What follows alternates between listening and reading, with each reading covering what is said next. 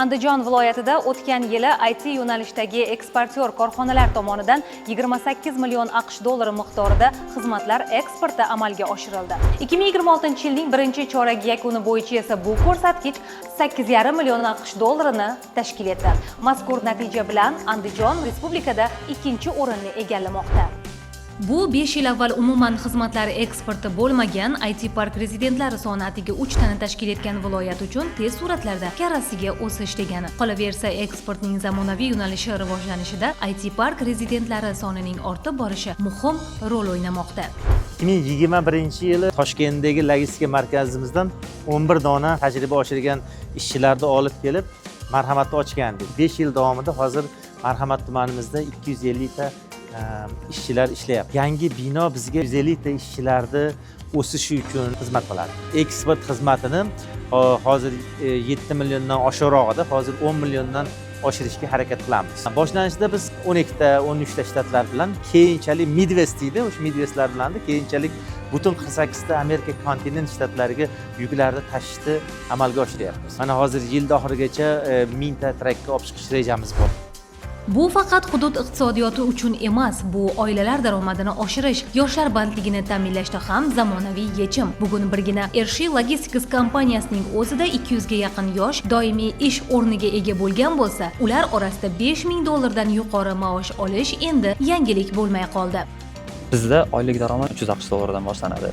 Aynan meni yo'lishimga ketadigan bo'lsangiz, o'zingiz oyligingizni o'zingiz ishlab topishingiz kerak. Sizda qanaqadir belgilangan summa yo'q. O'zingiz tajribangiz va ish faoliyatidan kelib chiqqan holatda oxiri yo'q, ketaveradi demayman. Sir bo'lmasa hozirda qaysi darajadasiz?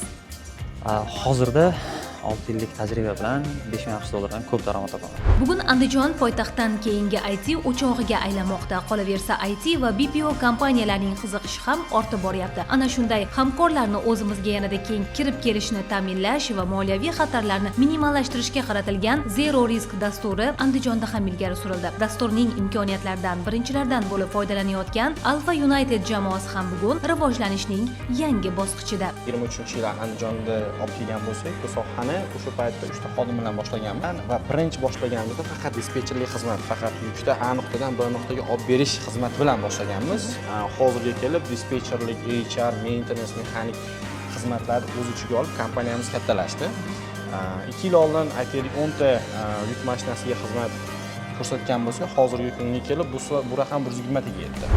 Bu yerda ham til bilish darajasi yuqori, muomala madaniyati yuksak, o'z kasbini qadrlaydigan yoshlar xizmatlar eksportiga ko'makchi bo'lishmoqda. Bir oylik nazariy va bir oylik amaliy kurslarni bitirib, hozirda updater lavozimida ishlab kelmoqdaman. Yo'nalishlar bor: update, dispatch, fleet, accounting. Endi ko'pincha bizda updater va dispatcher lavozimlari tarqalgan. O'zim ham updaterman. Updater ya'ni traklarni o'z vaqtida yukini olib, o'z vaqtida yetkazib berishligiga javob beraman.